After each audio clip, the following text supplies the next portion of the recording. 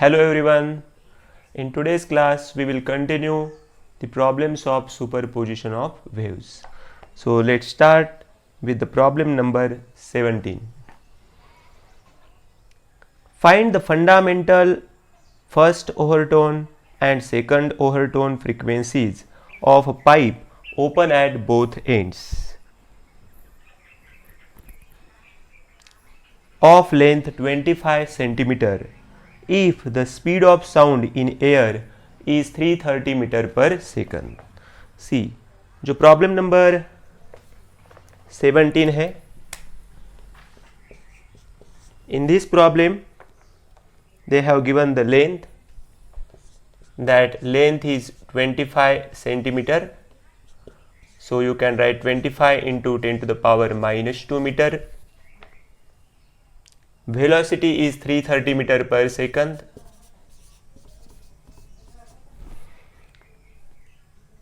So we have to find the fundamental frequency, first overtone and second overtone of a pipe open at both ends. सबसे important यहाँ पे जो pipe mention किया है, that is open at both end. And in case of pipe open at both end, we know that the fundamental frequency is given as n is equal to v by 2l. इस तरह से हमने देखा था, ये anti node point, ये anti node point, ये node point. तो जब हम फंडामेंटल फ्रीक्वेंसी फाइंड करते हैं ओपन पाइप में, so that is v by 2l.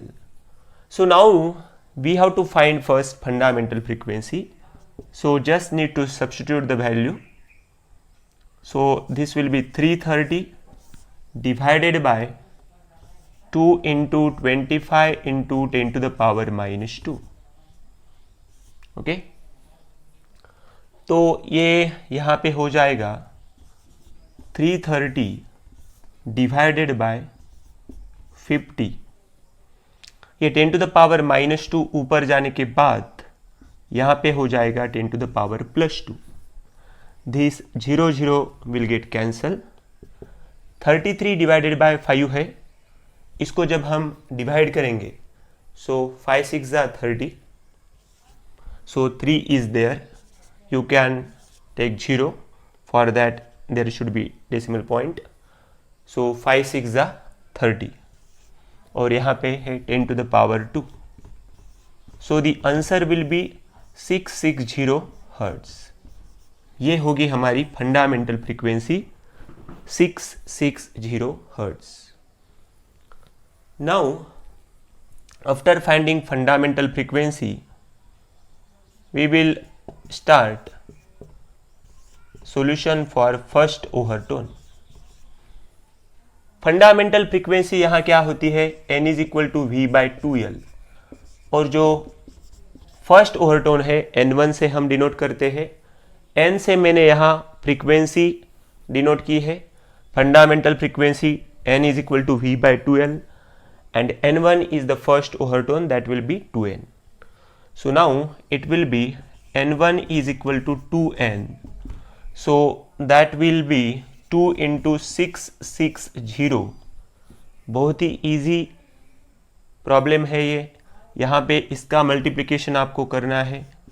So this will B 0, 2 6 are 12, यहाँ पे 1 आ जाएगा. 2 6 are 12 plus 1, that will be 13. So n1 is equal to 1320 hertz. n1 का जो वैल्यू हमें मिला है वो क्या मिला है, 1320 हर्ट्ज. अभी आपको एक यहाँ पे आइडिया मिला होगा कि किस तरह से हम n2 भी फाइंड कर सकते हैं. यहाँ पे यस, वो भी हमें पूछा है, उसे सेकंड ओवरटोन मेंशन किया है. सो जब हम सेकंड ओवरटोन यहाँ पे फाइंड करेंगे, second overtone, so that will be n2 is equal to n1 का वैल्यू 2n था, तो n2 का वैल्यू क्या होगा, 3n. सो n क्या है, फंडामेंटल फ्रीक्वेंसी का वैल्यू जो हमें मिला था 660. सो 660 when you multiply these, so finally you will get 1980 hertz. 1980 hertz. Simple multiplication है. ये मल्टीप्लिकेशन करने के बाद आपको जो आंसर मिलेगा, N2 का जो वैल्यू मिलेगा वो होगा 1980 हर्ट्ज. सो हमने इस प्रॉब्लम में फंडामेंटल फ्रीक्वेंसी N का वैल्यू फाइंड किया, फिर N1 का और फिर N2 का. ओके, तो इस तरह से ये बहुत ही इजी जो प्रॉब्लम था ये हमारा फिनिश हो चुका है. Let's see the number 18.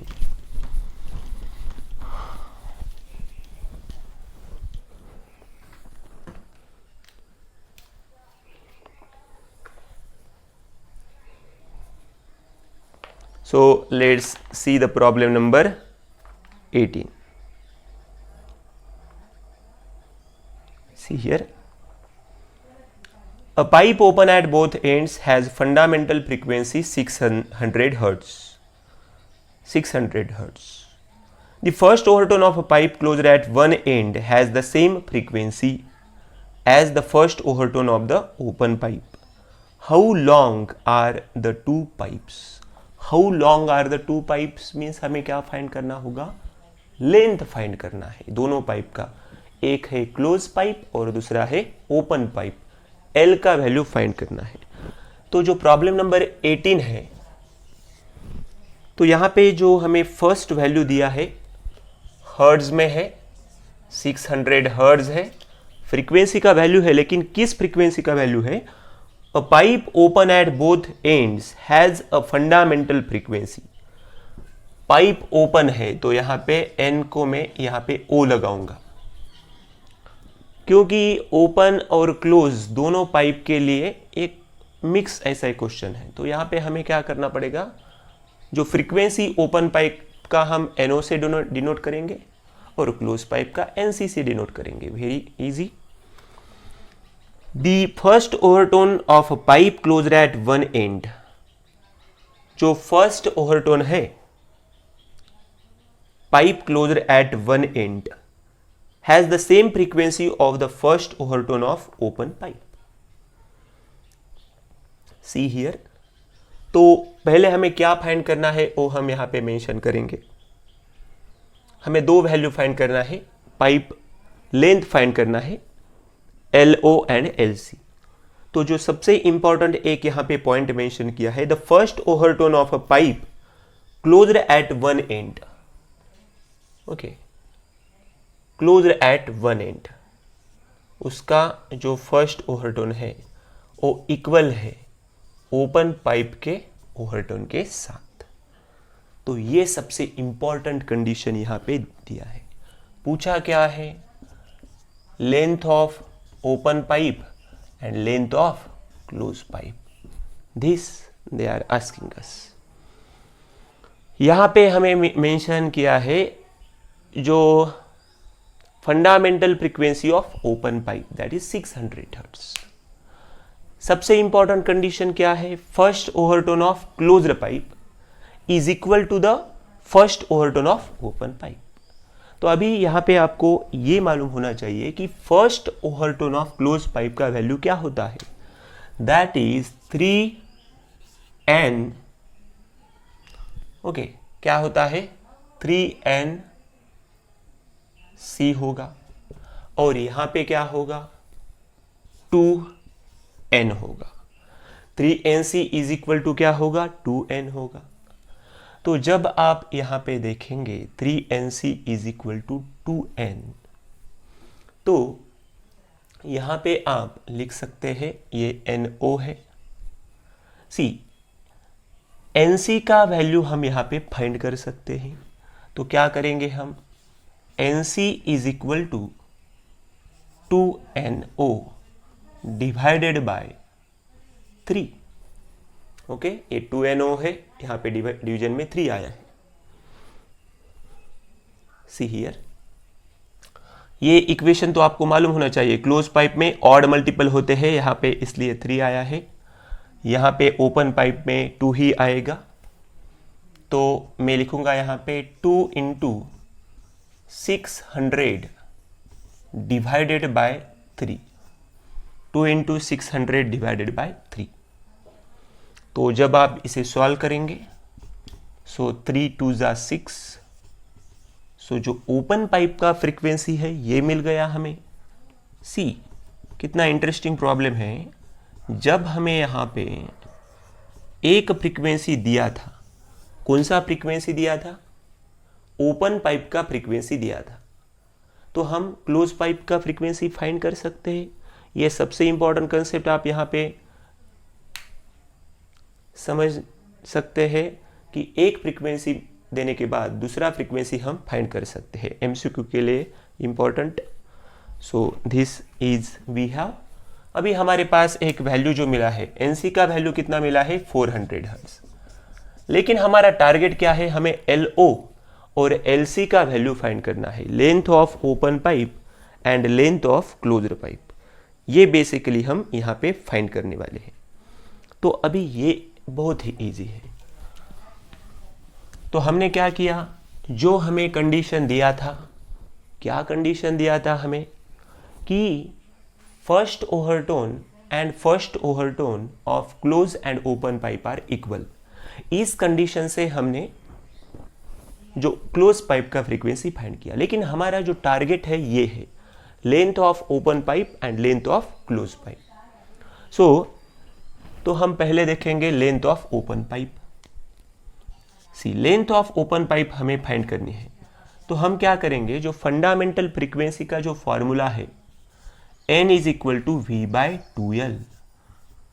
कौन से फंडामेंटल फ्रीक्वेंसी का फॉर्मूला है ये? O लिखा है मैंने, तो ओपन का ही होगा, तो यहाँ पे O लिखेंगे और यहाँ पे भी O लिखेंगे। ओके, तो LO को हम ऊपर लिखेंगे, so this will be V by 2NO। Now put the value. See, velocity का वैल्यू यहाँ पे प्रॉब्लम में मेंशन नहीं किया है। तो जिस तरह से लाइट का वेलोसिटी आप approximately 3 into 10 to the power 8 metre per second लेते हैं, यहाँ पे साउंड का वेलोसिटी है, क्योंकि ये साउंड वेव के रिलेटेड चैप्टर है।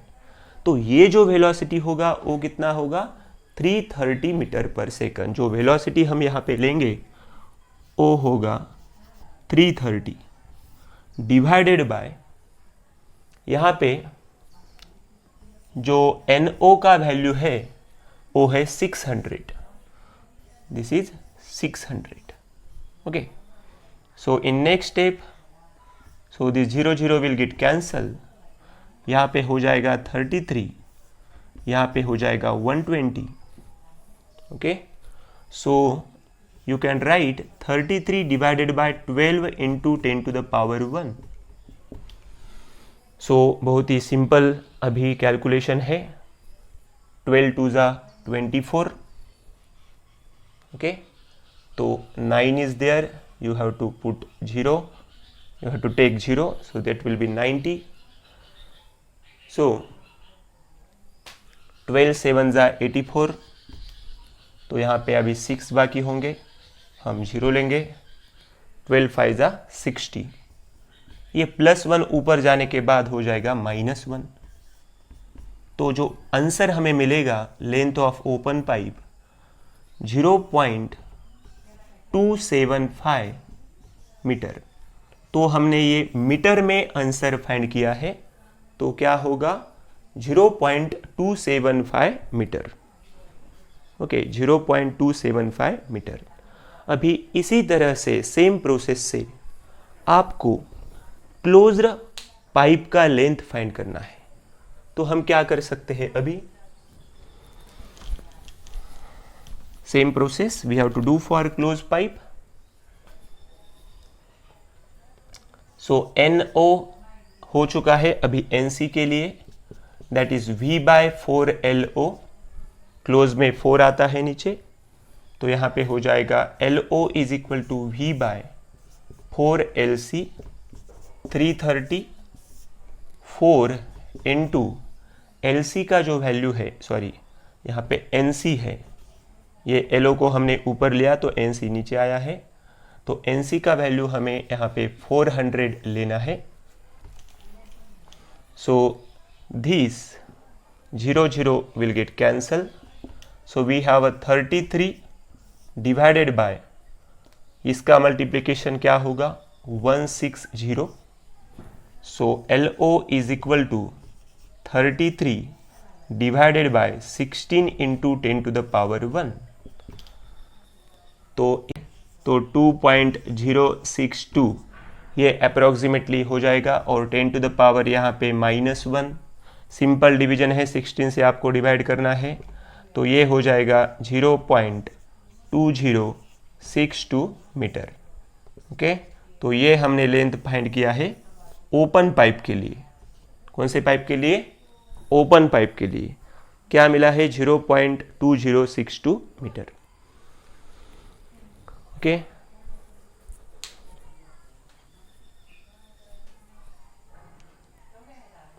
so let's see number 19.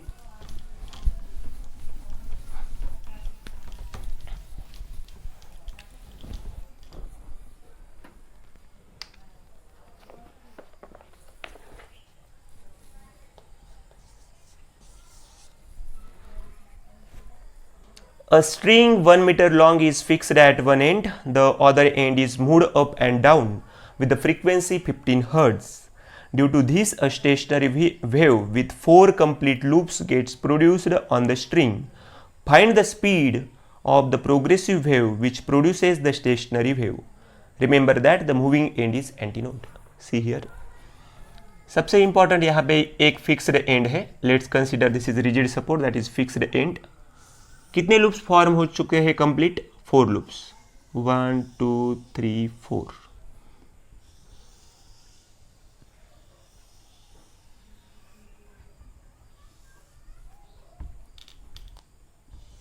See here. तो बेसिकली 4 लूप हमें मेंशन किए हैं. ये लूप मीन्स ये जो कंप्लीट, ये जो सर्कुलर आपको दिख रहे हैं, सर्कुलर शेप में ये जो वेव आपको दिख रहे हैं, स्टेशनरी वेव है. बेसिकली ये क्लोज्ड एंड है और यहाँ पे ओपन एंड है. 4 लूप्स हमें मेंशन किए हैं, तो 1 2 3 4 लूप्स कंप्लीट. लेकिन जो ब्रैकेट में हिंट जो दी है हमें, वहां पे मेंशन किया है remember that the moving and is antinode. जो लास्ट का जो मूविंग एंड है यहाँ पे वाइब्रेट होते समय, ये जो एंड है यहाँ पे एंटीनोड मेंशन किया है. जब एंटीनोड होगा तो हमें यहाँ पे इस तरह से दिखाना पड़ेगा. जब हम क्लोज करेंगे तो 5 एंड हो जाएंगे, लेकिन हमें 5 लूप नहीं बताए हैं, हमें तो 4 लूप ही दिए थे. तो 4 लूप कंप्लीट है, दैट इज ओके, 4 लिए हैं हमने. लेकिन at the end we have to take the antinode because that is mentioned in that problem. So in this problem the frequency is given, that is 15 Hz. frequency कितना है? 15 Hz. Length दिया है 1 metre. Find the speed of the progressive wave which produces stationary wave. तो हमें यहाँ पे velocity find करना है. सी वेरी इजी प्रॉब्लम. तो ये जो लेंथ है, कंप्लीट जो लेंथ दिया है, स्ट्रिंग का जो लेंथ दिया है 1 मीटर दिया है. यहां पे जो हम वाइब्रेटिंग लेंथ हम जो फाइंड करते हैं, वाइब्रेटिंग लेंथ के लिए जो हमें जो लूप लेंथ होती है वो मेंशन करनी है. तो लूप लेंथ क्या होगी? यहां से यहां तक ये नोड पॉइंट है, ये नोड पॉइंट है, ये नोड पॉइंट है, ये नोड पॉइंट है, ये नोड पॉइंट है. तो आप जब देखते हैं नोड और नोड में डिस्टेंस कितना होता है? λ/2. सो ये λ/2, ये λ/2, λ/2, λ/2. तो यहां से यहां तक कितना हो जाएगा? 2 लैम्बडा हो जाएगा, क्योंकि λ/2 प्लस λ/2 1 लैम्बडा.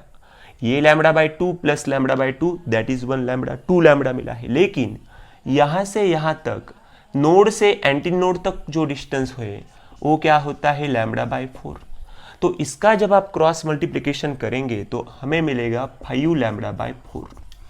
तो जो लेंथ है L हमें मिली है 5 λ/4. ओके, तो उससे आप हमें लैम्बडा का वैल्यू बता सकते हैं 4L/5.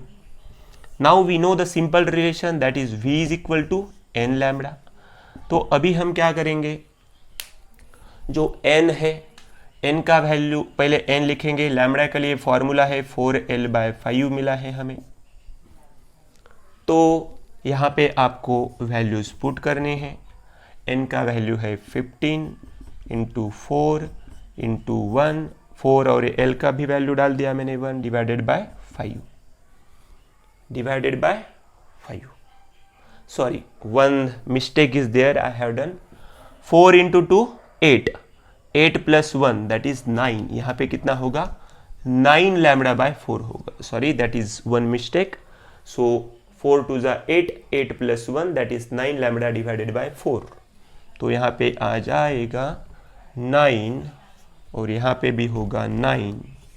जहाँ पे मैंने 5 लिखा था वहाँ पे आपको 9 लिखना है। ओके, सो प्रॉब्लम तो इजी है, लेकिन जो सिंपल स्टेप्स है वहाँ पे हमने जो मिस्टेक की थी, 4 टू ज़ा 8 plus 1 that is 9 lambda by 4। So 15, so you can write 60 divided by 9, so this will be 3 3 जा 9, यहाँ पे हो जाएगा 20। तो जब आप इसे सॉल्व करेंगे तो फाइनली जो हमें डिवीजन करने के बाद आंसर मिलेगा वो होगा 6.667। 6.666 आता है, उसे हम 6.67 लिखेंगे metre per second. So very easy problem. Okay, let's see number 20.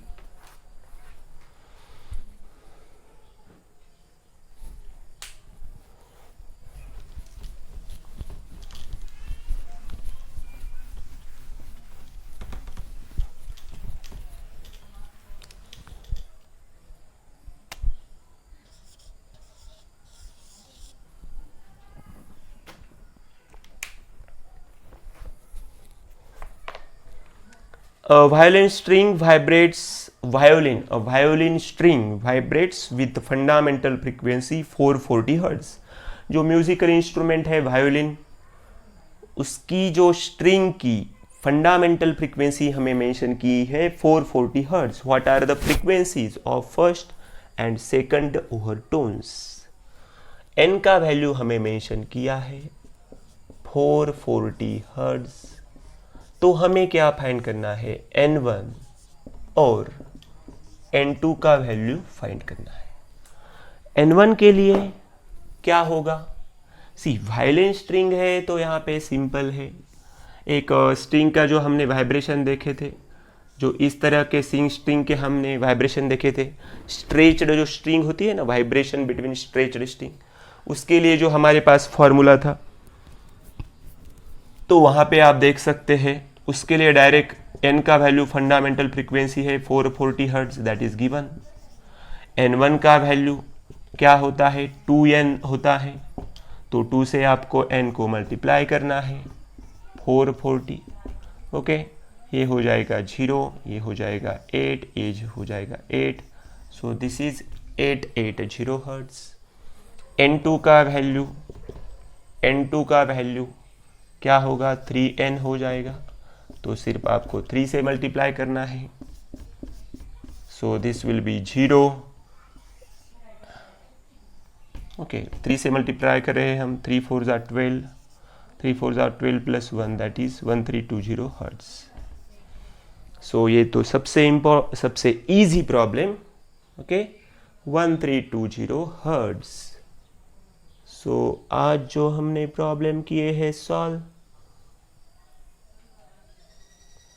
वो सब आपको अच्छी तरह से प्रैक्टिस करने हैं। तो प्रॉब्लम नंबर 20 तक आ चुके हैं हम। जो नेक्स्ट लेक्चर होगा उसमें हम remaining problems of superposition of waves complete करेंगे।